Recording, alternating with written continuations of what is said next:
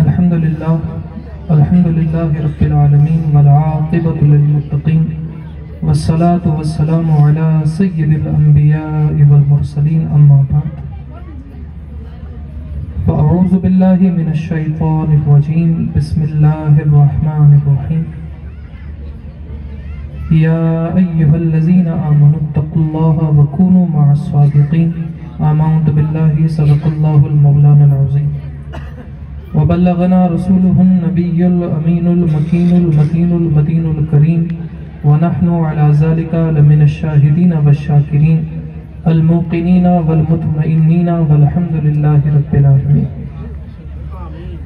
अल्लाह रब्बुल इज़्ज़त की हमदो सना के बाद बेहतर ही नहीं बल्कि ज़रूरी है मैं और आप मिलकर के आक़ाए नामदार मदनी व मक्की ताजदार सय्यदुस सादात अफ़ज़लुस सलावात व अकमलुत तहियात हुज़ूर अहमद मुजतबा मोहम्मद मुस्तफ़ा सल्लल्लाहु ताला अलैहि वसल्लम की बारगाह बेकसपनाह में दुरूद पाक का नजराना बांदाज़े गुलामाना पेश करने की सआदत हासिल कर लें। पढ़े अल्लाहुम्मा सल्लि अला सय्यिदिना शफ़ीइना व करीमिना व हबीबिना व मौलाना मुहम्मदिन व बारिक वसल्लम सल्लु अलैहि सलातन व सलामन अलैका या सय्यदी या रसूलल्लाह। बड़ी देर से आप हज़रात जलसगाह में तशरीफ रखते हैं। मुझसे कब्ल आप हज़रात ने एक बेहतरीन अंदाज में जनाब क़ारी फ़िरोज़ हशमती साहब क़िबला से नातो मनक़बत समात फरमाई और उनसे भी कब्ल जिन जिन हज़रात ने इस मिंबर के थ्रू आप हज़रात तक मुस्तफ़ा जाने रहमत की शरीयत का पैगाम पहुँचाया, अल्लाह रब्बुल इज़्ज़त की वहदानियत का सबूत दिया, अल्लाह रब्बुल इज़्ज़त के फरमानात आपके सामने रखे, अब तक की गई तमाम जानी माली कौली फैली इबादात को अल्लाह अपनी बारगाह में कबूल व मकबूल फरमाए। मैं भी आप हज़रात के सामने हाजिर हुआ हूँ। मकसद यही है कि दो तीन बातें आप हज़रात के सामने रखूँ, तो आप हज़रात तवज्जो के साथ मेरी गुफ्तगू को सुनिएगा और कोशिश कीजिएगा दो तीन बातें यहाँ से याद करके ले जाएं। एक बेहतरीन इंसान वही है कि जो दीन की महफिल में अगर जाए तो ये जहन बना करके जाए कि यहाँ से कुछ ले करके जाना है, वरना इस कान से सुन करके इस कान से निकाल देना तो ये तो पूरी जिंदगी का हमारा मामला है। लेकिन अगर इन मुबारक महफिलों में भी आकर के यही करना हो तो फिर यहाँ आना कभी कामयाब नहीं हो सकता। हालांकि हुजूर अलैहिस्सलातु व तस्लीम ने फरमाया कि जिस महफिल में अल्लाह और उसके नेक बंदों का जिक्र होता है, फरिश्ते उस महफिल को अपनी नूरानी परों में ढांप लेते। और हुजूर ने फरमाया आगे कि जो लोग फरिश्तों के परों के नीचे आ जाते हैं, फरिश्ते उनके लिए अल्लाह से मग़फ़िरत की दुआ करते हैं। तो बड़े खुशनसीब हैं आप हज़रात कि आप फरिश्तों की दुआओं के हकदार बने। फरिश्ते जिनके लिए दुआ करते हैं वो भी खुश नसीब होते हैं, इसीलिए कि फरिश्ते मासूम अनिल खता होते हैं। फरिश्तों की दुआ अल्लाह कबूल फरमाता। तो यहाँ पर बैठ कर के बजाय ये कि सिर्फ मोबाइल पर ध्यान दें, इधर उधर ध्यान दें, आप मेरी गुफ्तगू को सुनिएगा, कोशिश कीजिएगा दो तीन बातें यहाँ से याद करके ले जाएं। मैं बिल्कुल आसान तरीके वाली गुफ्तगू करूँगा, कोशिश करूंगा कि आपको मेरी सारी बातें समझ में आए। बोलिए ज़हन हाजिर है? कुरान मुक़द्दस में अल्लाह रब्बुल इज़्ज़त ने इरशाद फरमाया या अय्युहल्लज़ीना आमनुत्तक़ुल्लाहा व कूनू मअस सादिक़ीन, ए ईमान वालों अल्लाह से डरो और सच्चों के साथ रहो। सुभान अल्लाह। सबसे पहला जो अल्लाह रब्बुल इज़्ज़त ने इंसान के लिए लफ्ज़ इस्तेमाल फरमाया वो फरमाया कि इंसान पहले तो ईमान ला। या अय्युहल्लज़ीना आमनू, ए ईमान वालों, खिताब किया जा रहा है ईमान वालों से। तो जब तक ईमान नहीं लाएगा अल्लाह रब्बुल इज़्ज़त का ये कलाम उसके लिए मैं बता दूं आपको, ये एक चाबी है ईमान के। जब तक ये ईमान वाली चाबी होगी इस खिताब के अंडर आ जाएगा। अगर ईमान नहीं लाएगा, मुसलमान नहीं होगा, तो अल्लाह रब्बुल इज़्ज़त के इस खिताब से वो महरूम हो जाएगा। आप लोग कुरान पढ़ते हैं? कितने लोग हैं आप में जो कुरान पढ़ते हैं? हाथ जरा बुलंद कीजिए। कुरान पढ़ते हैं ना आप लोग? कुरान में कई मकामात पर अल्लाह रब्बुल इज्जत ने इरशाद फरमाया या अय्युहल्लज़ीना आमनू, कहीं या अय्युहन्नास कहा, लेकिन कई मकामात पर अल्लाह रब्बुल इज्जत ने इरशाद फरमाया या अय्युहल्लज़ीना आमनू, ऐ ईमान वालों। तो जब जब आप कुरान पढ़ें और आप कुरान पढ़ें और ये लफ्ज आ जाए या अय्युहल्लज़ीना आमनू, तो आप अपने मुकद्दर पर कुर्बान जाइए कि अल्लाह रब्बुल इज्जत उस वक्त आपसे बात कर रहा है। अल्लाह फरमाता है ऐ ईमान वाला, तो जो ईमान वाला है वो अल्लाह रब्बुल इज्जत का मुखातिब और अल्लाह उससे मुखातिब। अल्लाह रब्बुल इज्जत ने फरमाया या अय्युहल्लज़ीना आमनू, ऐ ईमान वालों। पहली शर्त लगा दी ईमान की कि अब अल्लाह उन्हीं से बात कर रहा है, अल्लाह उन्हीं से कलाम कर रहा है, अल्लाह उन्हीं से मुखातिब है कि जो अपनी जिंदगी में ईमान ले।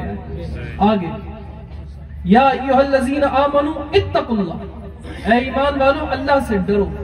पता चला कि जो अल्लाह से डरता है उसका ईमान कामिल है, जो अल्लाह से नहीं डरता उसका ईमान कामिल नहीं है। कैद लगा दी अल्लाह रब्बुल इज्जत ने कि ईमान वाला हो और अल्लाह से न डरे तो फिर ये तो हरगिज नहीं हो सकता।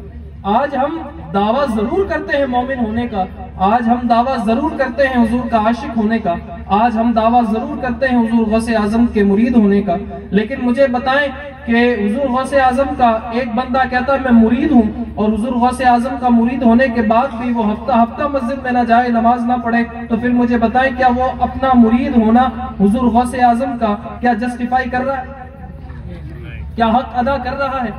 हालांकि आप अगर सीरत गौसे आजम पढ़ें तो आपको उसमें ये वाकया मिलेगा कि एक शख्स हुजूर गौसे आजम के पास आया और आकर के कहने लगा हजरत कोई वजीफा बताएं कि जिसकी बरकत से अल्लाह मेरे घर में खैर और बरकत नाजिल फरमाए। तो हुजूर गौसे आजम ने फरमाया कि घर का मेन दरवाजा, मेन डोर बंद रहता है या खुला रहता है? तो उसने अर्ज की कि हुजूर घर के दरवाजे का बरकत से क्या लेना देना, आप तो कोई वजीफा बताएं, कोई दुआ बताएं, कोई दुरूद बताएं, कोई आयत बताएं, कोई नुस्खा बताएं, घर के दरवाजे का बरकत से क्या लेना देना है? हुजूर गौसे आजम ने फरमाया जो पूछता हूं उसका जवाब दे। घर का दरवाजा जो मेन दरवाजा है वो बंद रहता है या खुला रहता है? तो कहने लगा हुजूर कभी खुला भी रहता है कभी बंद भी रहता है। तो हुजूर गौसे आजम ने फरमाया उसको बंद रखा कर, वो इसलिए कि जब बेनमाजी तेरे घर से गुजरता है आगे से, जब उसकी नजरें तेरे घर में पड़ती हैं तो रहमत के फरिश्ते वहां से चले जाते। आप अंदाजा लगाएं कि बेनमाजी की नजर को कितना नहूस समझा है हुजूर गौसे आजम ने कि फरमाने लगे कि बेनमाजी की नजर जब तेरे घर की तरफ पड़ती है तो उसकी नहुसत की वजह से तेरे घर में रहमत के फरिश्ते नहीं आते। तो बेनमाजी की नजर की जब ये मनहूसियत है तो फिर मुझे बताएं जिस घर में खुद बेनमाजी रहता हो वहां रहमत के फरिश्ते कैसे आए?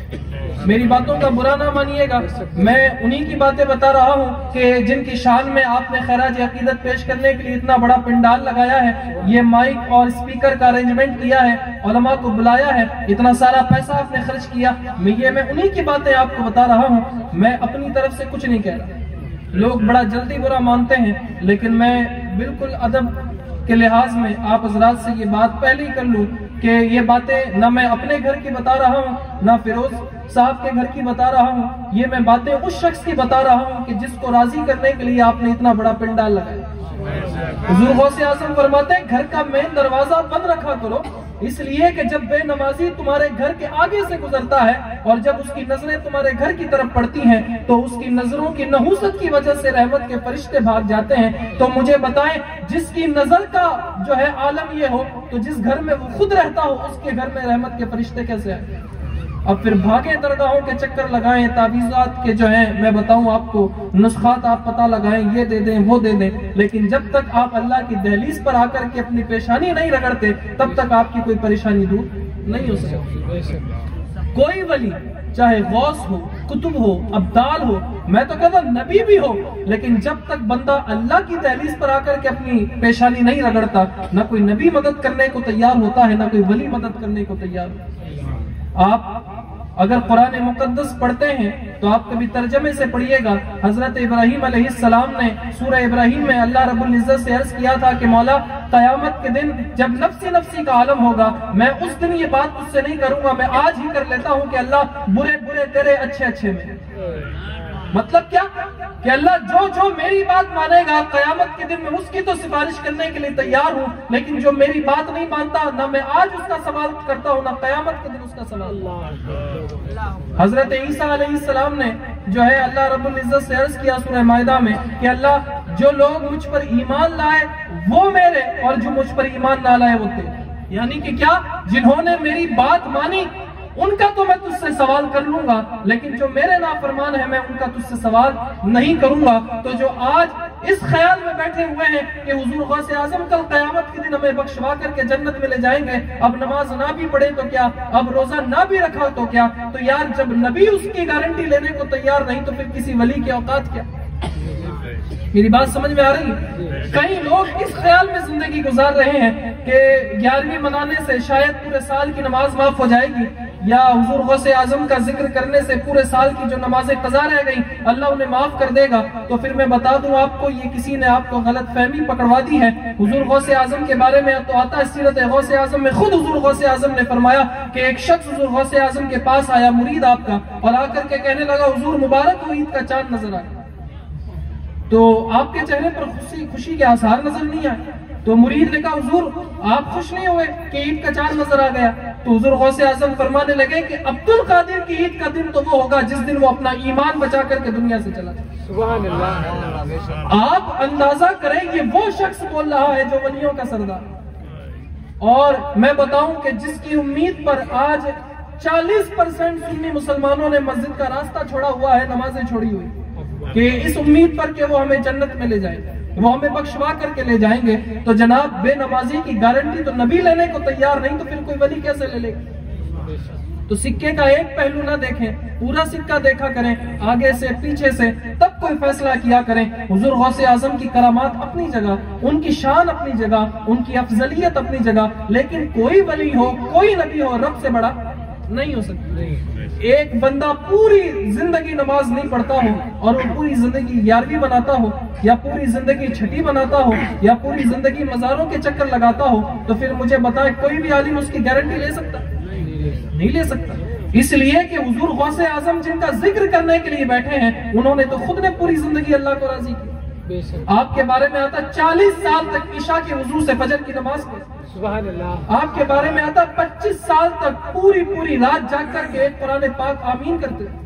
ये हुजूर गौसे आजम की इबादत की जो है शान है। और आज उनका मुरीद हफ्ते में एक मरतबा जुमे में जाकर के नमाज पढ़े और ये सोचे कि हम हुजूर गौसे आजम के सच्चे व पक्के मुरीद हैं और वो हमें जन्नत में ले जाएंगे, तो मैं बता दूं आपको सीधी सिंपल आसान लैंग्वेज में कि हुजूर गौसे आजम की नजर में तो बेनमाजी मनहूस है।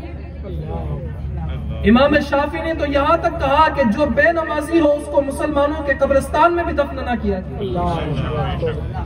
ये इमाम शाफी का फतवा है, मैं बताऊं। तो हुजूर गौसे आजम की अफजलियत अपनी जगह, लेकिन नमाज अपनी जगह, 11वीं अपनी जगह है, लेकिन अल्लाह रब्बुल इज्जत की रजा अपनी जगह है। ऐसा ना हो कि हम हुजूर गौसे आजम को राजी करने के चक्कर में खुदा की नाराजगी मोल लें। तो हुजूर गौसे आजम की भी रजा चाहिए, हुजूर अलैहिस्सलात व तस्लीम की भी रजा चाहिए, और अल्लाह रब्बुल इज्जत की भी रजा चाहिए। और मैं बता दूं आपको, सबसे बेहतरीन बंदा वही है कि जो नमाज पढ़ करके जो है मजार पर जाकर के उससे जो है, मैं बता दूं आपको, इस्तिगासा करे, चाहे उसके वसीले से दुआ करे। ये नमाज पढ़ने के बाद, और बंदा क्या करता है, नमाजें नहीं पढ़ता, हर जुमेरात को जाकर के मजार पर बैठ करके कुछ ना कुछ मांग रहा होता है, हालांकि वो उसको कुछ भी फायदा नहीं दे रहा होता। तो मेरी बात समझ में आई आप? तो सबसे पहले तो नमाज शुरू करें। नमाज बंदे की हर परेशानी का इलाज है। मैं बता दूं, ये जितनी भी मनहूसियतें, ये जितनी भी बेबरकतियां, ये जितनी भी परेशानियां, ये जितनी भी सऊबतें, ये जितनी भी मुश्किलें आज मुसलमानों पर आई हैं, ये सब के सब बेनमाजी होने की वजह से। अगर नमाजी होते तो फिर मैं बताऊं आपको, परेशानी नहीं लगती। इसलिए कि हुजूर ने तो फरमाया, अल्लाह जिससे राजी हो जाता है उसे मुसीबतों में मुब्तला कर देता। ये बुखारी मुस्लिम की हदीस। हुजूर फरमाते, अल्लाह जिससे खुश होता है उसे मुसीबतों में मुब्तला कर देता। किस लिए? कि हुजूर अलैहिस्सलातु व तस्लीम ने फरमाया कि अल्लाह फिर उसका एग्जाम ले रहा होता है, उसका इम्तिहान ले रहा होता है कि मैं देखूं कि ये मुसीबत के वक्त वापस मेरे पास ही आता है या दुनियादार के पास। आज इसी एग्जाम में 95% मुसलमान फेल।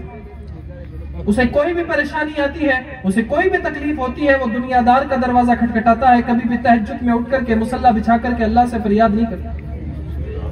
कभी भी वो इस्तिगासा अल्लाह रब्बुल इज्जत की बारगाह में नहीं करता कि अल्लाह मेरी तकलीफ को दूर कर दे, अल्लाह मेरी तकलीफ को सुन ले। हालांकि हुजूर ने तो फरमाया मोमिन की दुआ कभी रद्द होती ही नहीं।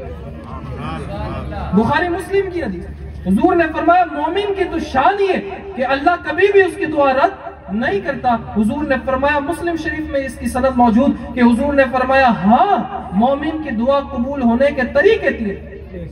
पहला ये कि जो मांगा अल्लाह अता कर दे, दूसरा ये कि जो मांगा वो अता ना किया उसका नेमुल बदल अल्लाह अता फरमाए। कि मैंने अगर अल्लाह से घड़ी मांगी तो अल्लाह ने घड़ी ना दे करके मुझे मोबाइल दे दिया, मैंने मोबाइल मांगा, मोबाइल ना दे करके लैपटॉप दे दिया, तो मोबाइल ना दे करके उससे बेहतर चीज अल्लाह अता करे। और तीसरा तरीका यह कि ना जो मांगा वो अता किया, ना नेमुल बदल अता किया, बल्कि हुजूर फरमाते कयामत तक के लिए उसकी दुआ को अल्लाह पोस्टपोन कर देता, मौखर कर देता।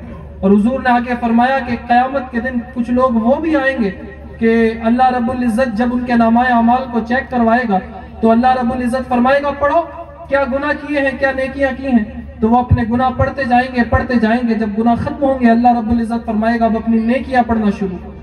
तो वो पढ़ते जाएंगे और पढ़ते पढ़ते जब उनकी जबान रुकेगी तो अल्लाह रब्बुल इज्जत फरमाएगा चुप क्यों हुए हो। तो वो बंदे कहेंगे अल्लाह ये जो नेकियां हम पढ़ने लगे हैं ये तो हमने कभी की नहीं थी, ये तो हमने कभी की नहीं थी, ये हमारे नामाए अमाल में आई कैसे। तो अल्लाह रब्बुल इज्जत फरमाएगा कि जो दुआएं दुनिया में तुमने मुझसे की थी, मैंने तो दुनिया में तुम्हारी वो दुआएं कबूल नहीं की, लेकिन मैंने वो संभाल करके आज कयामत के दिन रखी हैं कि मैंने वो सारी के सारी दुआएं तुम्हारी नेकियों की शक्ल में तब्दील करके तुम्हें अता कर। फरमाते हैं वो बंदे कहेंगे कि काश दुनिया में कोई हमारी दुआ कबूल ही ना हुई हो। तो मोमिन की दुआ कभी रद्द नहीं होती। शर्त यह है कि मोमिन तवक्कल के साथ अल्लाह रब्बुल इज्जत की बारगाह में रोए, गिड़गिड़ाए, इस्तिगासा करे। मोमिन की तो आज हालत यह है कि अल्लाह से तो इस्तिगासा किया नहीं, दुनियादार से इस्तिगासा करने पर तुला हुआ, कभी इसके पास गया कभी उसके पास गया। हालांकि हुजूर गौसे आजम ने तो, आप अगर हुजूर गौसे आजम की सीरत का मुताला करें ना तो ये उलमा बैठे हुए हैं, हुजूर गौसे आजम का जब आखिरी वक्त आए तो आपने आपके बेटे हजरत अब्दुल रज़्ज़ाक रहमतुल्लाह ताला अलैह को अपने पास बुलाया और पास बुला करके कहा बेटे अब दुनिया से मैं जाने वाला हूँ, मैं आखिरी कुछ तुझे नसीहतें करना चाहता हूँ, मेरी नसीहतें सुन। बेटे ने कहा फरमाया। हुजूर गौसे आजम ने फरमाया कि बेटे दुनिया में अगर तुझे कोई भी तकलीफ आए, तुझे कोई भी हाजत पेश आए तो तू अल्लाह रब्बुल इज्जत की दहलीज पर आ। और आगे फरमाया अपनी सारी उम्मीद, अपना सारा भरोसा, अपना सारा यकीन, अपना सारा तमा अल्लाह रब्बुल इज्जत की बारगाह की तरफ जोड़ना। और हुजूर गौसे आजम फरमाने लगे तौहीद तौहीद तौहीद, 3 मरतबा फरमाया कि तौहीद से वाबस्ता रहना, अगर इससे वाबस्ता रहा तो तू कामयाब है, अगर इससे हट गया तो तेरी दुनिया भी बर्बाद है, तेरी आखिरत भी। ये हुजूर गौसे आजम की वसीयत। लेकिन आज उन्हीं का मुरीद उन्हीं की वसीयतों को पामाल करते हुए नजर आता है, उन्हीं की तालीमात को पामाल करते हुए नजर आता है। और जब 11वीं का महीना आता है तो सबसे बड़ा आशिक गौसुल बरा होने का टाइटल भी खुद ही को दे। और ये सिर्फ 11वीं में नहीं होता, आप सोचें कि सिर्फ 11वीं में, ये 12 रबीउल अव्वल में भी यही होता कि जिस शख्स ने पूरा साल मुस्तफा जान रहमत की शरीयत की धज्जियां उड़ाई हो, वही 12 रबीउल अव्वल की जुलूस में हरी पगड़ी पहन करके दावा करता है हम हुजूर के आशिक, हालांकि उस दिन भी जोर की नमाज नहीं पढ़ता। ये उसकी हकीकत हो। तो कोशिश करें कि सबसे पहले अल्लाह रब्बुल इज्जत की दहलीज की तरफ अपनी जानों को लाएं, अपने नफ्स को लाएं और अल्लाह रब्बुल इज्जत की दहलीज से खुद को जोड़ें। मैं बताऊं जिस दिन अल्लाह राजी हो गया उस दिन अल्लाह की सारी मखलूक आपसे राजी हो। और जब तक अल्लाह नाराज है तो फिर आप अजमेर शरीफ जाएं, आप बगदाद शरीफ जाएं, चाहे हुजूर गौसे आजम हो, चाहे ख्वाजा गरीब नवाज हो, ये आपसे कभी खुश होने वाले नहीं है।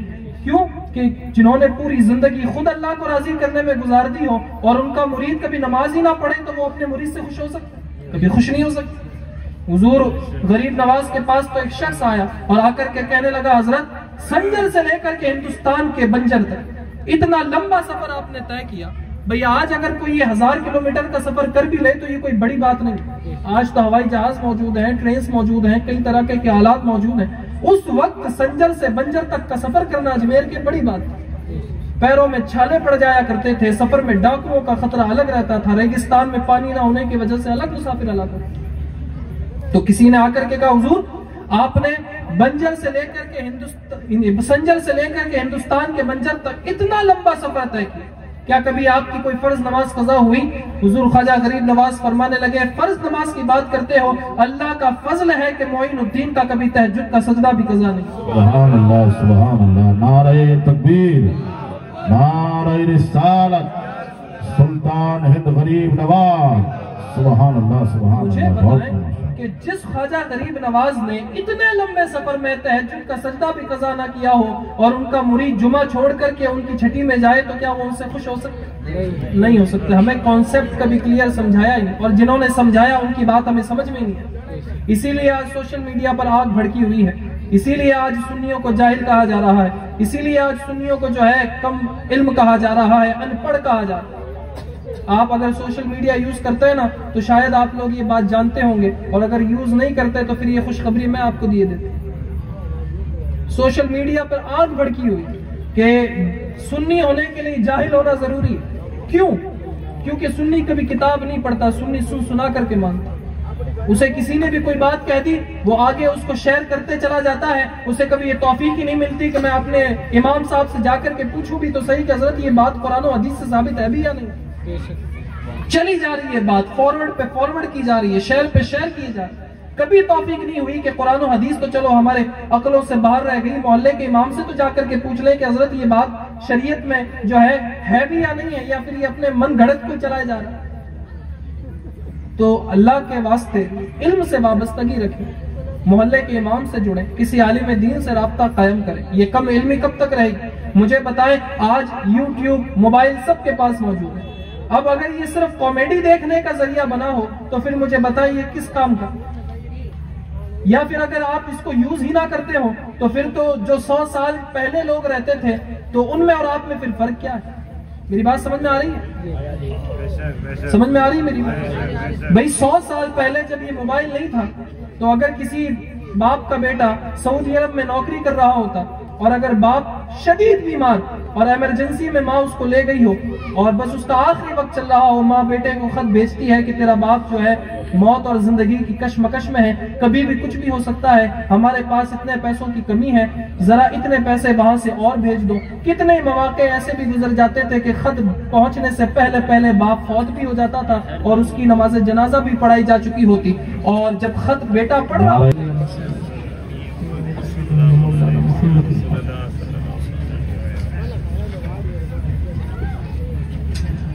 100 साल पहले जब ये टेक्नोलॉजी इंसान को मैसर नहीं थी तो एक माँ अपने बेटे को खत भेजती कि तेरा बाप जिंदगी और मौत की कशमकश में है। तो कितने मौके ऐसे भी गुजरे कि बाप के फौत होने के बाद वो खत बेटे तक पहुंचता और बेटा जब तक जो है पैसे भेजे तब तक तो बाप की 10वें की फातिया भी खत्म हो जाती। और आज जब ये टेक्नोलॉजी आई, बाप के सर में दर्द भी होता है और अमेरिका में बैठा जो है उसका बेटा वहां पर वीडियो कॉल पर बाप से बात करता है और 2 मिनट में 1000 क्या 10,000 रुपए ट्रांसफर हो जाते हैं। लो साहब आप अच्छे डॉक्टर से इलाज करो। तो जब टेक्नोलॉजी ने हमें इतना फायदा दिया है दुनिया से जुड़ने का, तो दीन से जुड़ने का भी फायदा दिया। हम पूरी रात अगर कपिल शर्मा के शो देखने में गुजार दें, हम पूरी रात अगर सोशल मीडिया पर मूवीज देखने में गुजार दें, तो इससे अच्छा ये नहीं था कि हम वो 2 घंटे जो कॉमेडी की रील्स देख रहे थे, हम वुजू कैसे सही करते हैं उसका तरीका सीख लेते। क्या हम उन 2 घंटों में ये नहीं सीख सकते थे कि नमाज का सही तरीका क्या है? क्या हम उन 2 घंटों में ये नहीं सीख सकते थे कि गुस्ल का सही तरीका क्या है? क्या हम उन 2 घंटों में कुरान मखारिज के साथ पढ़ना नहीं सीख सकते थे? हम सब कुछ कर सकते थे, लेकिन हमने इसका यूज ही गलत किया। और उसके बाद जब परेशानियां आई तब भी हम अल्लाह की दहलीज पर नहीं गए। हम पूरी दुनिया में भटके, हम पूरी दुनिया में रुसवा हुए, हम पूरी दुनिया में जलील हुए, लेकिन उसके बावजूद ये तौफीक नहीं हुई जाकर के शर्मिंदगी का ही एक सजदा अल्लाह रब्बुल इज्जत की बारगाह में कर लिया। तो ये बातें तल्ख हैं और सुनने में बुरी लगती हैं, लेकिन हकीकत आज ही कुरान कहता है या अय्युहल्लज़ीना आमनुत्तकुल्लाह, ऐ ईमान वालों अल्लाह से डरो, वकूनू मअस सादिकीन, और सच्चों के साथ हो। सबसे पहले ईमान की डिमांड, उसके बाद डिमांड की अल्लाह से डरने की, उसके बाद डिमांड की कि सच्चों के साथ उठना बैठना हो, तब तुम आगे भी कामयाब। वरना अगर ईमान भी ले आए, अल्लाह से डर भी गए, लेकिन अगर शराबियों के साथ तुम बैठ गए तो ये डर तुम्हारा 2 दिन में खत्म होता नजर आए। अल्लाह से डर भी गए, ईमान भी ले आए, लेकिन जुआरियों के साथ बैठ गए, हफ्ते भर में तुम्हारा तकवा छीन करके ले गए। डिमांड की ईमान की, उसके बाद अल्लाह से डरने की, और ये जब दोनों चीजें इंसान अपने सीने में महफूज लिए बैठा तो अल्लाह रब्बुल इज्जत ने फरमाया अब इसकी हिफाजत ऐसे कर कि सच्चों के साथ बैठ, तेरा ईमान भी महफूज रहेगा, तेरा तकवा भी महफूज रहेगा। सच्चे कौन है? सच्चे वही हैं कि जो अल्लाह रब्बुल इज्जत को राजी करते हैं, और आम इस्तिलाह में मैं और आप उन्हीं को अल्लाह का वली कहते हैं। अल्लाह का वली होने के लिए सबसे पहली शर्त यह है कि बंदा झूठ को बोल करके सच की तरफ, उससे पहले तो बंदा अल्लाह तक पहुंच ही नहीं सकता। मैं बताऊं, हुजूर गौसे आजम के वालिद हजरत अबू साले मूसा जंगी दोस्त, मैं बताऊं आपको, जब माँ बाप ऐसे होते हैं ना तभी औलाद अब्दुल कादिर होती है, वरना माँ 9 महीने प्रेगनेंसी के जमाने में टीवी में फिल्में देखे और फिर ये तमा रखे अल्लाह रब्बुल इज्जत की बारगाह में, उम्मीद रखे कि बेटा अल्लाह का वली निकल आए, तो ऐसा कभी नहीं हो सकता। वो सलमान खान ही बनेगा, वो शाहरुख खान ही बनेगा, वो अल्लाह का नेक बंदा नहीं बन सकता। हजरत अबू साले मूसा जंगी दोस्त हुजूर गौसे आजम के वालिद एक दिन कहीं से गुजर रहे थे, 3 दिन के भूखे थे, तो दरिया के किनारे जब पहुंचे तो देखा कि दरिया के किनारे एक सेब जो है बहता बहता आया।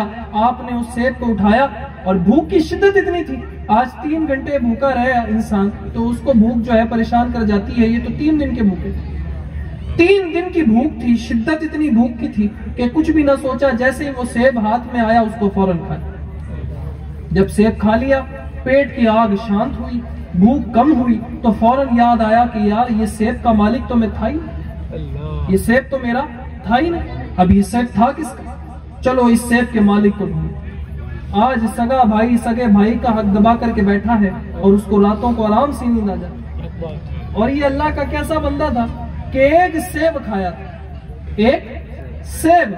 यहाँ बीगो बीगो जमीनें जो है बंदे हड़प करके बैठ जाते हैं, लेकिन फिर भी कान के नीचे जूं तक नहीं रेंगती। लेकिन देखें कि अल्लाह का वली, ये जो तकवा मिलता है ना, ये ऐसे नहीं मिलता, इसके लिए जो है अपने नफ्स को जो है जलाना पड़ता है। मैं बताऊं, सेब खाया, सेब खाने के बाद फौरन दिल में ख्याल आया कि यार ये सेब तो मेरा था ही, अब इसका मालिक कौन हो?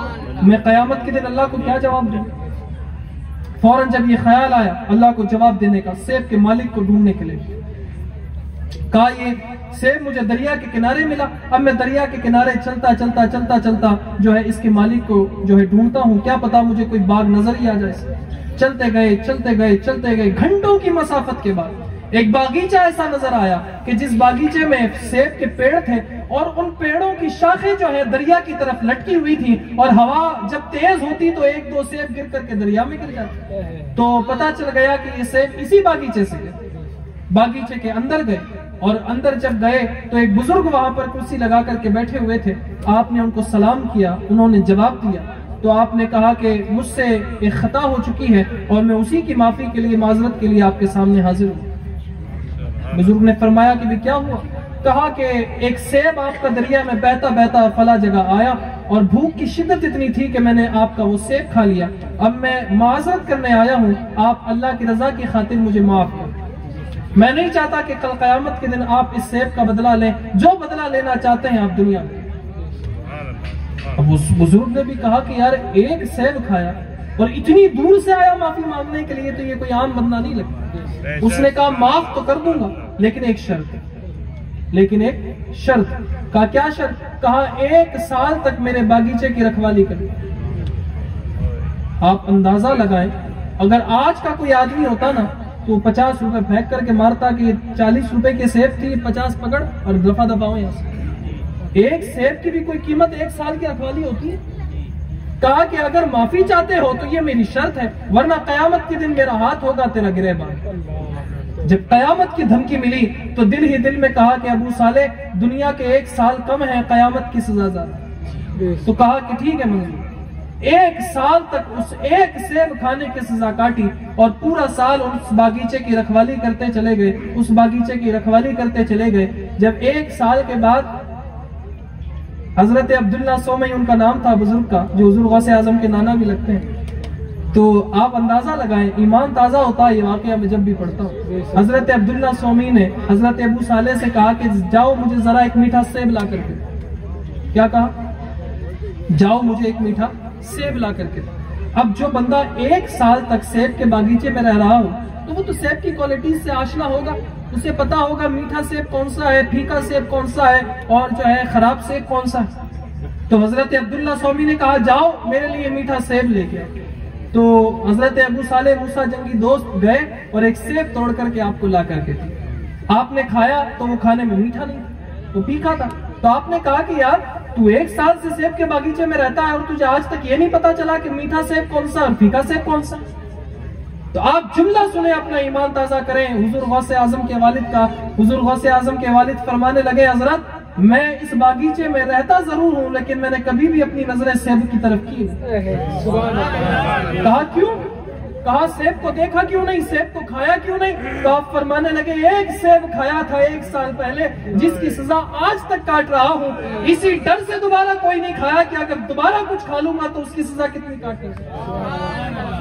जब ये मामलात होता है ना तब 1400 साल के बाद भी, हजारों साल के बाद भी दुनिया ऐसे लोगों को याद रखती है। हम जैसे लोगों को 10वें के बाद कोई पूछता नहीं। वो इसीलिए कोई नहीं पूछता कि हमारा फसाना ही ऐसा नहीं है कि लोग 100 लोगों के दरमियान सुनाए। कहा कि एक सेब खाया था जिसकी सजा आज तक काट रहा हूं, इसी डर से दोबारा नहीं खाया कि दोबारा अगर कुछ खा लूंगा तो वो सजा कितनी काटनी पड़ेगी। तो हजरत अब्दुल्ला स्वामी ने कहा कि बस तेरी सजा ये वाली मुकम्मल हो चुकी है, अब अगर तू चाहता है कि मैं तुझे माफ कर दूं तो एक शर्त मेरी और माफ। उनका ठीक है बताएं। जब 1 साल गुजर ही गया है तो दूसरी शर्त भी मंजूर। तो कहा कि मेरी एक बेटी है जिससे तुझे शादी करना होगी और मैं उसकी तुझे क्वालिटीज अभी बता देता हूँ। वो पैरों से चल नहीं सकती, वो हाथों से पकड़ नहीं सकती, वो जबान से बोल नहीं सकती और वो कानों से सुन नहीं सकती। जिस नौजवान को ये पता चल जाए कि उसकी होने वाली दुल्हन में ये क्वालिटीज हैं, मुझे बताए किस में इतना जिगरा है कि शादी के लिए आऊं? है? बता दे अगर है तो मैं भी देखूं कि सिवाने में ऐसा कौन सा मर्द है किसी में? नहीं है, बिल्कुल भी नहीं। ये तो बहुत हो गया, अगर यही कह दिया जाए अंधी है तो चलो कहीं और देख। कहा कि शर्त यही है कि तुझे उससे शादी करना। आंखों से देख नहीं सकती, जबान से बोल नहीं सकती, कान से सुन नहीं सकती, पैरों से चल नहीं सकती, हाथों से पकड़ नहीं सकती, लेकिन अगर चाहता है कि मैं माफ कर दूं तो उससे शादी करना। कहा कि इसके अलावा कोई चारा नहीं। कहा नहीं, यही करना होगा और अगर ये ना किया तो कल कयामत के दिन मेरा हाथ होगा तेरा गिरेबान। फिर कयामत की धमकी। कहा ठीक है, करने को तैयार। ठीक है, निकाह पढ़ा दिया गया। निकाह पढ़ाने के बाद हजरत अब्दुल्ला स्वामी आपके पास आए और जाकर के कहा कि बेटे जाओ, वो तुम्हारा कमरा है, तुम्हारी दुल्हन तुम्हारा इंतजार कर। अब आज का कोई दूल्हा होता तो कहता इंतजार क्या करेगी, देख मुझे शक्ति नहीं, सुन मुझे शक्ति नहीं, मैं उस तक कोई पैगाम नहीं पहुंचा सकता। जब कोई तालमेल ही नहीं है तो फिर मैं कुछ बात करूंगा कैसे? लेकिन नहीं, कहा बेटा वो तेरा कमरा है, तेरी दुल्हन तेरा इंतजार कर रही है। नजरें नीचे झुका करके कमरे के अंदर पहुंचे। जब कमरे के अंदर पहुंचे तो पैरों नीचे जमीन किसकी? देखा कि एक ऐसी खूबसूरत दुल्हन वहां पर बैठी हुई है जो आंखों से देख भी सकती है, जबान से बोल भी सकती है, कानों से सुन भी सकती है, जिसके हाथ भी सलामत, जिसके पैर भी सलामत, जो नजरें उसकी इतनी खूबसूरत के उसकी जो है मैं बताऊं आपको खूबसूरती की कोई मिसाल नहीं। परेशान हो गए, फौरन वहां से भागे। कहा मैं किसी और के कमरे में तो नहीं आ गया। फौरन हजरत अब्दुल्ला के पास गए और कहा कि जो क्वालिटीज आपने अपनी बेटी की बताई थी वो तो दुल्हन से 360 डिग्री मुख्तलिफ। आपने तो कहा था वो पैरों से चल नहीं सकती, हालांकि उसके तो पैर सलामत। आपने तो कहा था देख नहीं सकती, हालांकि उसकी आंखें सलामत। हजरत अब्दुल्ला स्वामी ने फरमाया तुम किसी गलत कमरे में नहीं गए, मेरी बेटी वही है जब मैंने तुमसे कहा था कि वो अपनी आंखों से देख नहीं सकती। इसका मतलब ये है कि उसने आज तक अपनी आंखों से गैर महरम को नहीं देखा। जब मैंने तुमसे कहा था कि वो कानों से सुन नहीं सकती, इसका मतलब यह है कि उसने आज तक किसी गैर महरम की आवाज नहीं सुनी। जब मैंने तुमसे कहा कि वो बोल नहीं सकती तो मेरा मतलब यह था कि उसने आज तक कोई भी जुमला शरीयत के खिलाफ नहीं बोला। जब मैंने तुमसे कहा कि वो चल नहीं सकती, इसका मतलब यह था कि उसके कदम आज तक शरीयत के खिलाफ नहीं बढ़े।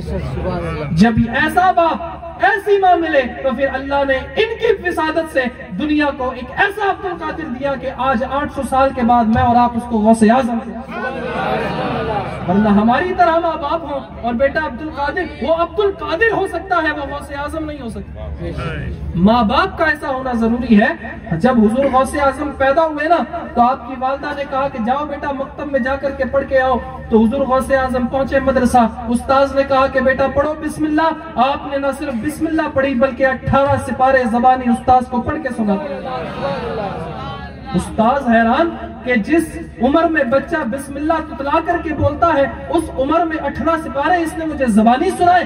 तो उस्ताद ने कहा कि बेटे ये 18 सिपारा तुमने कहां से याद किए? तो हुजूर गौसे आजम फरमाने लगे, जब मैं अपनी माँ के पेट में था, मेरी माँ 18 सिपारों की हाफिजा थी। वो रोज इन 18 सिपारा की तिलावत किया करती थी। मुझे अपनी माँ के पेट में सुनते सुनते वो 18 सिपारे याद। ये कब याद हुए?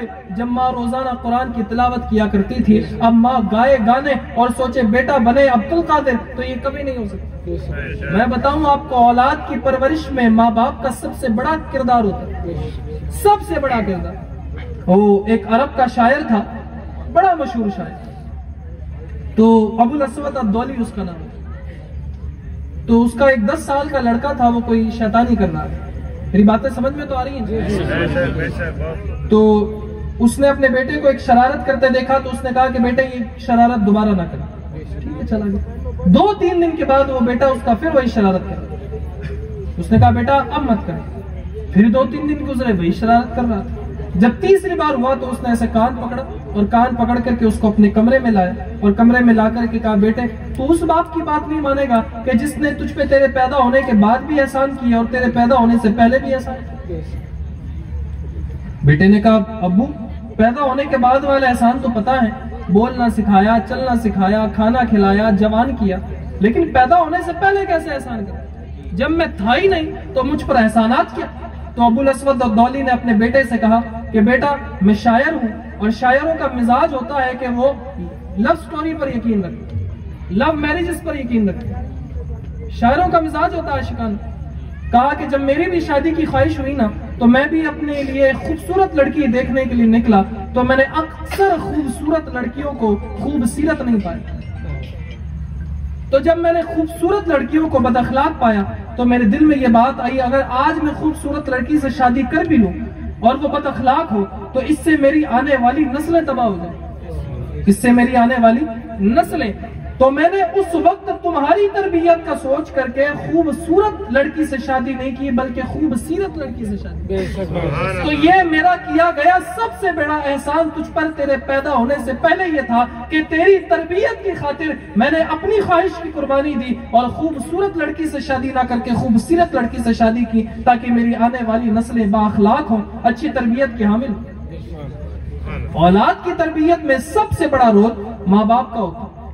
अबू साले मूसा जंगी दोस्त का वाकया मैंने सुनाया, हजरत उम्मुल खैर हजरत फातिमा हुजूर गौसे आजम की वालदा का मैंने आपको वाकया सुना। ये वाकया सुनाने का मकसद यही है कि इन वाकये से लोग इबरत हासिल करें, न कि सिर्फ सुभान अल्लाह कह के सिर्फ जोश ठंडा होने तक इंतजार करते। इबरत हासिल करें ना यार, ये भी तो इंसान ही थे, ऐसा तो नहीं था कि ये फरिश्ते थे। मैं आपको उन लोगों की तो दास्तानें नहीं सुना रहा ना जो आसमान से ऊपर रहते थे या जमीन के नीचे रहते, मेरी आपकी तरह इंसान थे। फर्क इतना था कि अल्लाह रब्बुल इज्जत से डरने वाले थे और ये डर उनको अच्छा काम करवा देता था, बुरे काम से रोक लेता। और यही डर था कि हजरत उम्मुल खैर हजरत फातिमा ने जब हजरत गौसे आजम को भेजा ना अपने शहर अपने गांव जीलान से बगदाद पढ़ने के लिए, तो उनकी गुदड़ी में 40 अशरफियां सी। बड़ा मशहूर वाकया आपने सुना ना? वाकया पूरा सुनाना मैं नहीं चाहता, मैं जल्दी से वाकया सुनाऊंगा। मैं बस इसमें एक पॉइंट है जो आपको बताना चाहता हूं। 40 अशरफियां गुदड़ी में, एक रिवायत में आस्तीन में सीधी। जब घर से जाने लगे तो कहा कि बेटे जिंदगी में कोई भी मरहला आ जाए, कोई भी परेशानी आ जाए, मुझसे वादा करके जाके झूठ नहीं बोलेगा। क्या नहीं बोलेगा? झूठ नहीं बोलेगा, हमेशा सच बोलेगा। अब आप मुझे ईमानदारी से ये बात बताएं, अगर आपकी औलाद हॉस्टल जाए कहीं पढ़ने के लिए तो क्या ये मां नसीहत करेगी? मां नसीहत क्या करेगी? बेटा खाने का ध्यान रखना, बेटा पीने का ध्यान रखना, बेटा टाइम पे सो जाना, बेटा टाइम पे उठ जाना, बेटा सर्दी हो तो बाहर मत घूमना, बेटा गर्मी हो तो दोपहर में मत घूमना, बेटा मानसून का मौसम हो तो बारिश में ना घूमना। ये सारी नसीहतें माँ करती है। लेकिन क्या कोई माँ ये नसीहत करती है कि बेटा 6 महीने तू मुझसे दूर रहेगा, लेकिन दूर रहने का मतलब ये नहीं है कि तू खुदा से दूर हो जाए। मैं तुझे देखूं ना देखूं, तेरा अल्लाह तुझे हर वक्त देखे। हुजूर आला हजरत ने जब रखा था ना पहला रोजा, तो असर के वक्त हुजूर आला हजरत के बिल्कुल चेहरे से आपके वालिद साहब को उनकी कमजोरी के जो है आसार नजर आए। तो असर का वक्त भी अभी पूरा नहीं हुआ, तो आपके वालिद हजरत अल्लामा नकी अली खान अलैहि रहमत व रिजवान हुजूर आला हजरत को ऊपर वाले कमरे में लेकर के गए और अंदर से चिटकर लगाई और एक खीर का प्याला हुजूर आला हजरत को दिया और कहने लगे बेटा पी जा, कोई नहीं देख, बेटा पी जा, कोई नहीं देख रहा। तो हुजूर आला हजरत अभी 6-7 साल की उम्र है और नन्ही सी जबान में कहने लगे अब्बू जान के अल्लाह भी नहीं देख रहा। क्या अल्लाह भी नहीं देख रहा? कहा बेटा अल्लाह तो हर जगह देख रहा है। तो क्या जब हर जगह देख रहा है तो फिर मैं उससे बच के जाऊंगा? तो जब अल्लाह देख रहा है ये अकीदा आ गया तो फिर उसके बाद बंदा तन्हाई में भी गुनाह का तसव्वुर नहीं लाता। वो हजरत यूसुफ को जब जुलेखा ने 7 कमरों के अंदर कैद किया और बेवकूफ उस वक्त ईमान नहीं लाई थी, तो बेवकूफ थी, उसने सोचा कि मैं अपने बुत के ऊपर पर्दा डाल देती हूँ और यूसुफ को गुनाह की दावत देती हूँ, और ऐसा ही किया, अपने बुत पर पर्दा डाला और हजरत यूसुफ से कहने लगी यूसुफ आ जाओ, अब हमें कोई नहीं देखे। 7 कमरों के अंदर कैद हो गए तो इंसानों की नजरें खत्म, बुत के ऊपर पर्दा डाल दिया तो बुत नहीं देख सकता, तो कहा यूसुफ आ जाओ, अब हमें कोई नहीं देख। तो हजरत यूसुफ मुस्कुराए और मुस्कुरा करके कहा बेवकूफ, जब तू इस पत्थर के बुत से हया करती है जो देख भी नहीं सकता, तो मैं उस रब से हया ना करूं जो उजाले अंधेरे में एक जैसा देख। सुभान अल्लाह, सुभान अल्लाह, बहुत। जब दिल में ये खौफ आ जाए कि अल्लाह देख रहा है तो फिर इंसान जो है खलवत में होने वाले गुनाह से भी बच जाया करता है, तन्हाई में भी वो कोई गुनाह नहीं करता। तो हुजूर गौसे आजम को क्या नसीहत की कि बेटे कोई भी मरहला आ जाए, कोई भी सिचुएशन आ जाए, लेकिन कभी झूठ नहीं बोल, हमेशा सच का साथ दे। इसकी बरकत क्या हुई कि जब चले रास्ते में डाकुओं ने काफिले को लूटा और सारे लोगों का जब सामान हथिया लिया, हुजूर गौसे आजम के पास एक डाकू आकर के कहने लगा कि बेटे तेरे पास भी कुछ है? तो हुजूर गौसे आजम ने फरमाया हाँ, 40 अशरफिया मेरी वालदा ने मेरी गुदड़ी में सी दी। उसे बड़ा ताज्जुब हुआ, उसने कहा कि आज तक जिन जिन को लूटा वो तो अपना माल छुपाते थे, ये अलग ही है जो अपना माल दिखाता।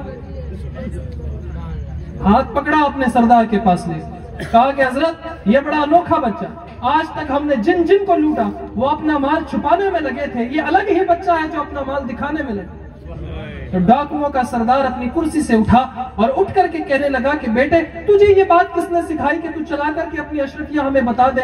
तो हुजूर गौसे आजम ने फरमाया था कि मेरी माँ ने घर से निकलते वक्त नसीहत की थी कि बेटा कुछ भी हो जाए झूठ ना बोलना, सच का साथ देना। मैं अपनी वालदा को वो वादा निभा रहा हूँ। उसी वक्त 40 डाकू तौबा करके मुसलमान हुए। सुभान अल्लाह, सुभान अल्लाह, नारे तकबीर, नारे रिसालत, फैज़ाने गौसे आज़म, जश्ने गौसे आज़म, उलमाए अहले सुन्नत। सुभान अल्लाह, सुभान अल्लाह, बहुत खूब। कोई करामत दिखाई? मुझे बताया कोई करामत दिखाई? कोई हवा में पत्थर उछाला? कोई मुर्दा जिंदा किया? कुछ भी तो नहीं किया। सच बोला। सच बोलने की बरकत से अल्लाह रब्बुल इज्जत ने 40 डाकुओं को जो है वली बना दिया। अच्छा क्यों हुजूर गौसे आजम की वालिदा ने सिर्फ ये नसीहत चाहती तो और भी नसीहत कर देती, लेकिन आप देखें अल्लाह का वली तो अल्लाह का वली हो, चाहे वली हो चाहे वलिया हो, अल्लाह का वली तो अल्लाह का वली है। माँ भी तो घर से देख रही थी कि नसीहत सिचुएशन के अकॉर्डिंग होती है और उनको भी पता था कि अभी नसीहत ये काम आने वाली है तो नसीहत ये। तो ये अल्लाह के वलियों की शान है। निगाहे वली में वो तासीर देखी, बदलती हजारों की तकदीर देखी। अल्लाह के वलियों को तो अल्लाह ने वो शान से नवाजा है कि अल्लाह का वली जो है लोगों के दिलों के हालात से भी वाकिफ है, आने वाले अंजाम से भी आगाह है। ये अल्लाह चाहता है जिसको दिखाता है, अल्लाह चाहता है जिस पर अपने राज खोलता है। हम ये नहीं कहते हर अल्लाह का वली आने वाला अंजाम जानता है, ऐसा नहीं। अल्लाह जिस पर चाहे इल्हाम करे, अल्लाह जिसको चाहे अपने राजो नियाज बताए, ये अल्लाह की शान है। अल्लाह जाने उसका बंदा जाने। लेकिन बताने का मकसद ये है कि हुजूर गौसे आजम की न सिर्फ करामतें सुना करें बल्कि उनकी जिंदगी का मुताला करें कि उनकी जिंदगी का खुद का अमल क्या था। भाई करामात तो अल्लाह ने दी है, उसमें उनका क्या कमाल है मुझे बताओ। उनका कमाल ये है कि 40 साल तक ईशा की वजू से फजर की नमाज पढ़ा, ये उनका कमाल। भाई मुर्दे को जिंदा करना ये तो अल्लाह ने उनको ताकत दी, उनका अपना कोई जाती इसमें अमल नहीं है। या है? कोई भी आलिम नहीं कह सकता। जाती अमल ये है कि 40 साल तक इशा के वजू से फजर की नमाज पढ़े, ये उनका अपना कमाल है। लेकिन मुरीद इसको नहीं सुनता, खुद भी तो पढ़नी पड़ेगी ना। मुरीद तो मुर्दा जिंदा हो गया ये सुनता, इसमें नमाज तो कहीं आएगी, इसमें रोजा तो कहीं आएगा। मुरीद तो ये सुनता है एक वक्त में 70 मुरीदों के यहाँ खाना खा, नमाजों का नहीं सुनता, रोजों का नहीं सुनता। ये नहीं सुनता कि 25 साल तक खुरासा के जंगलों में रहे और सूखे पत्ते खाकर के अल्लाह की इबादत की। ये नहीं सुनता मुरीद के 12 साल तक एक सूखी रोटी दरियाए दजला में भिगो भिगो करके खाते रहे। मुरीद ये सुनने को तैयार ही नहीं, सूखी रोटी और मुरीद खा, ये तो गौसे आजम ने खा ली, हमारे लिए बिरयानी काफी। पत्ते खाएंगे, हम खाएंगे, अरे जनाब पत्ते तो हुजूर गौसे आजम खा चुके, अब हम तो जो है नए नए तरीकों का सालन खाएं। ये मत सुनाए, हमें तो सुनाए मुर्दों को जिंदा कितने, हमें तो ये बताएं कि कौन सी करामत कब दिखाई। अरे करामत तो अल्लाह के हुक्म से दिखाई, ये देखो ना उन्होंने अपना जाती अमल क्या किया। वो एक शख्स आया आपके पास और आकर के कहने लगा अल्लाह ने आपको इतने बड़े मर्तबे से नवाजा है, जरा बताएं भी तो सही कि आपका अमल क्या था। तो हुजूर गौसे आजम फरमाने लगे ये तो अल्लाह की शान है कि उसने मुझे इस मनसब पर फाइज किया, लेकिन हाँ मेरे जाती तो अमल ऐसे हैं कि मुझे लगता है अल्लाह इनसे मुझसे राजी हुआ है। पहला ये कि मैंने कभी नमाज नहीं छोड़ी, यहाँ भी नमाज को छोड़ के बंदा जा ही नहीं सकता, मैं बताऊंगा।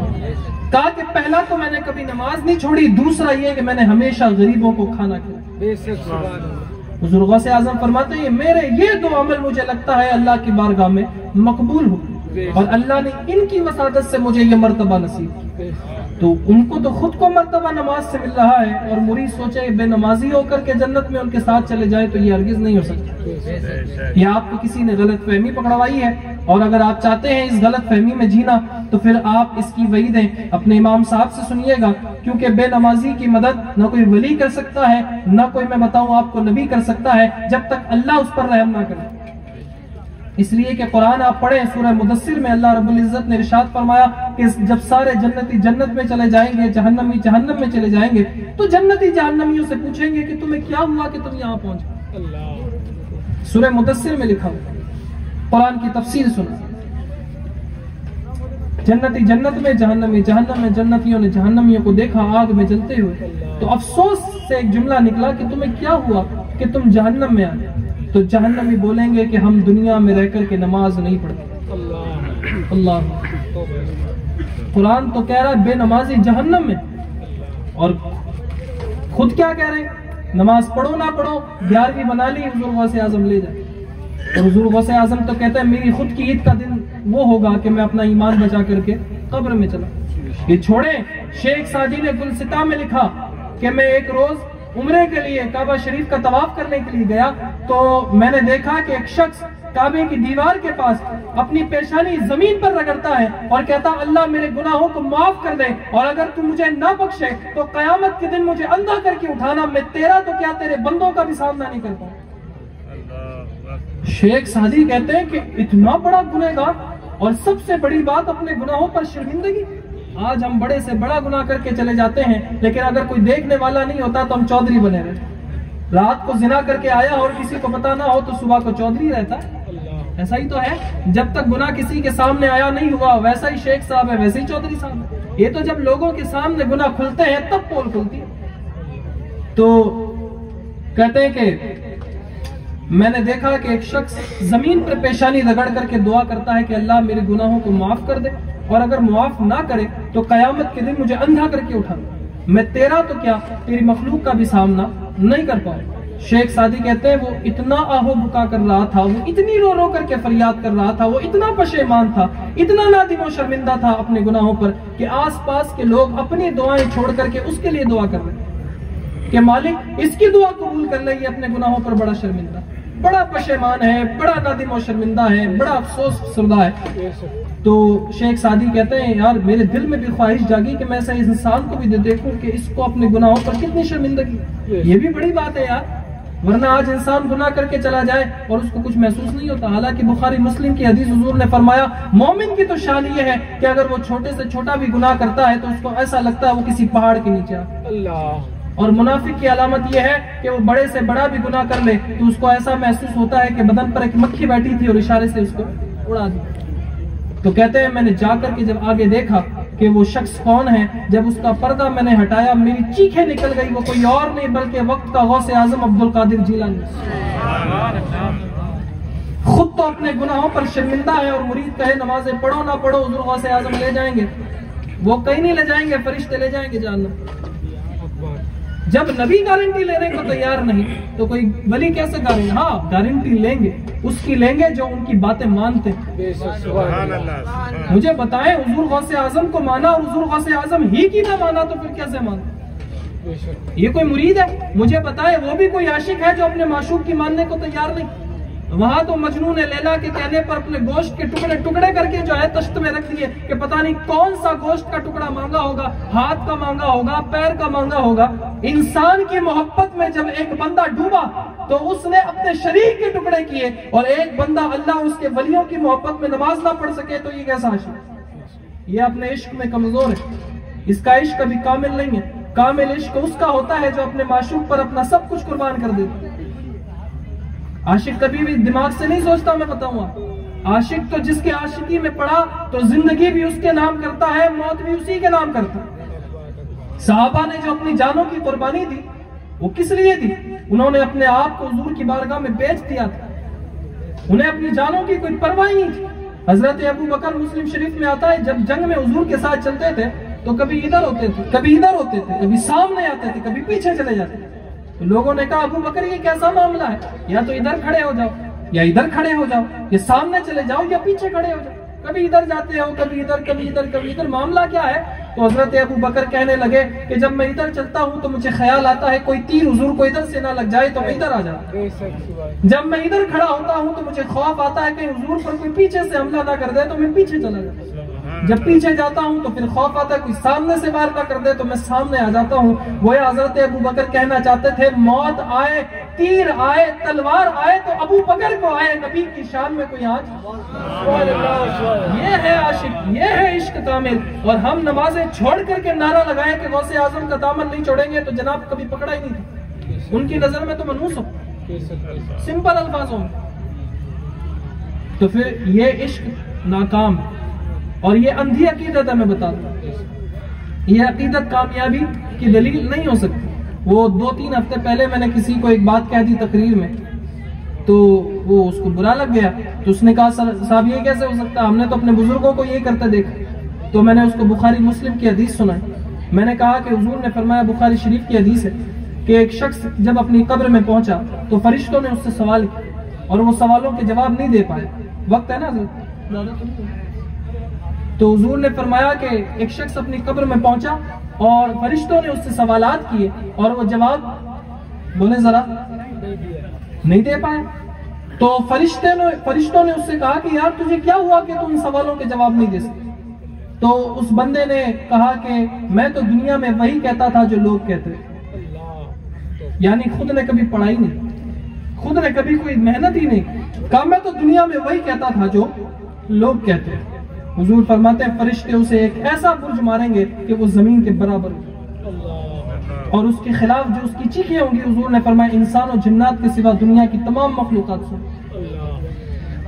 तो सिर्फ लोगों के कहने पर चलना और उन बातों पर चलना जिनका शरीयत से कोई लेना देना ना हो, तो फिर मुझे बताएं क्या ये आपको कामयाब कभी कर सकती है? किसी की भी मोहब्बत हो यार, शरीयत की मोहब्बत से बड़ी नहीं हो सकती। पीर साहब की मोहब्बत हो, चाहे किसी भी साहब की मोहब्बत हो, जब तक वो मोहब्बत आपको अल्लाह रसूल तक पहुंचा रही है, पीर साहब की मोहब्बत कामयाब है, इमाम साहब की मोहब्बत कामयाब है, मौलाना साहब की मोहब्बत कामयाब है। और अगर वो मोहब्बत आपको अल्लाह रसूल तक नहीं सिर्फ उन्हीं तक पहुंचाती है तो पीर साहब की मोहब्बत भी खराब, इमाम साहब की मोहब्बत भी खराब, मौलाना साहब की मोहब्बत भी। बुखारी शरीफ की हदीस, हुजूर ने फरमाया मुझसे इसलिए मोहब्बत करो कि मैं अल्लाह का रसूल।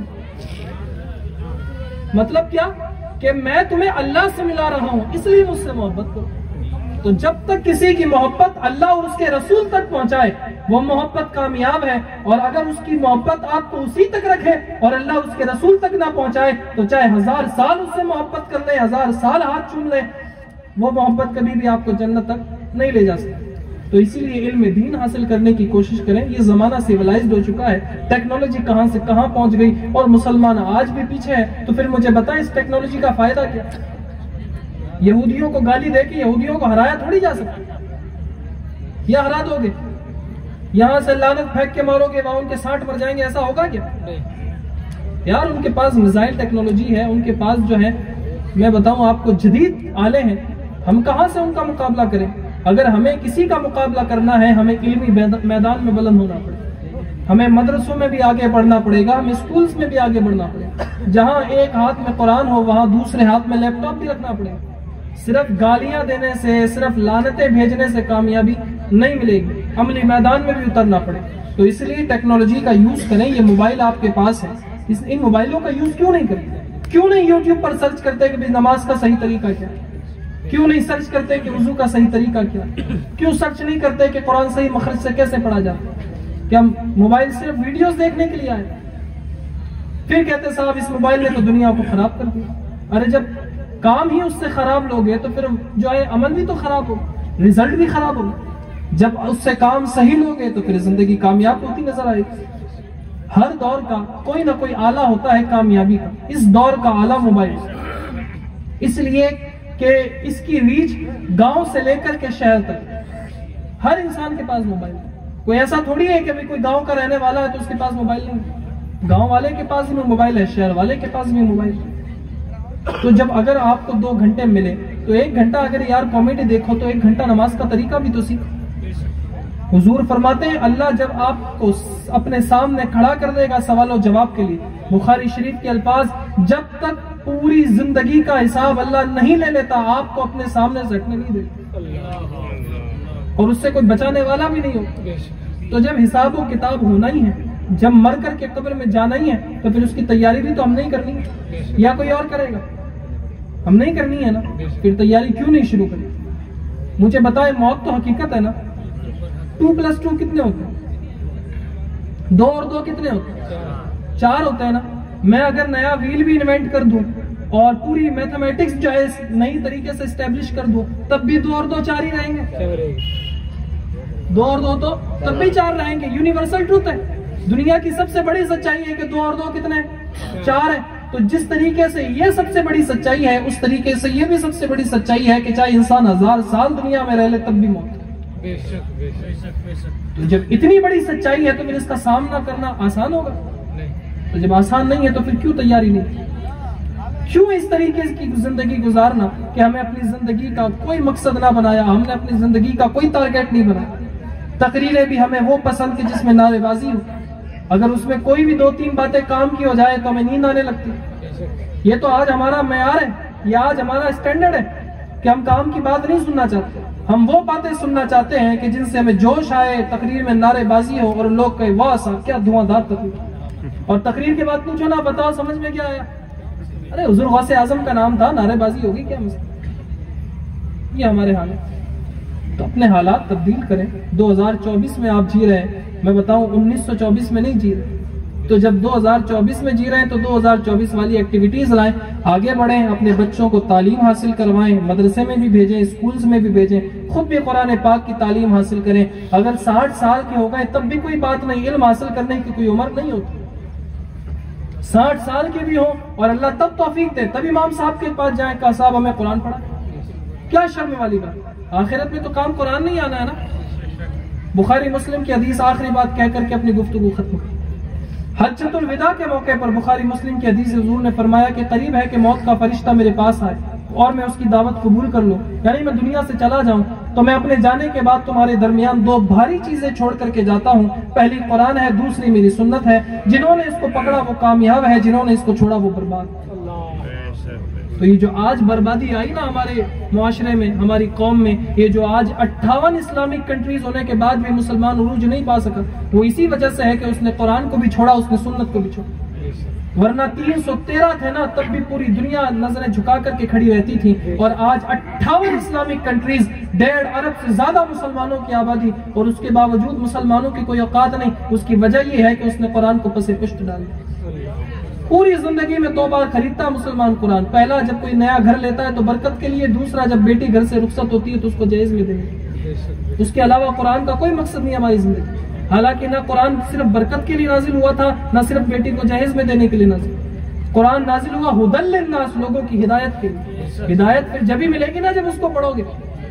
आप तो कौन साहब किसी डॉक्टर के पास जाके कि डॉक्टर साहब मेरा पेट नहीं भर रहा, आपने एक डॉक्टर चेंज किया, 2, 3, 4, 10, 20, 100 डॉक्टर आपने चेंज किया, 101वें डॉक्टर के पास आप पहुंचे, काश डॉक्टर साहब बड़ा परेशान, 100 डॉक्टर चेंज कर लिए लेकिन मेरी बीमारी का इलाज नहीं होता। डॉक्टर ने पूछा क्या हुआ, कहा कि मेरा पेट नहीं भरा।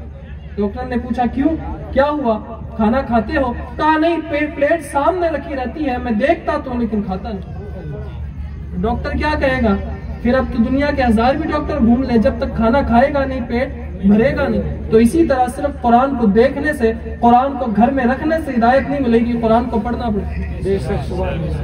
मेरी बातें समझ में आई? मैंने कोशिश की 2-3 बातें आप हजरात को समझाने की, अल्लाह तौफीक दे तो इंशाअल्लाह मैं भी इस पर अमल करूं, आप भी इस पर अमल करें।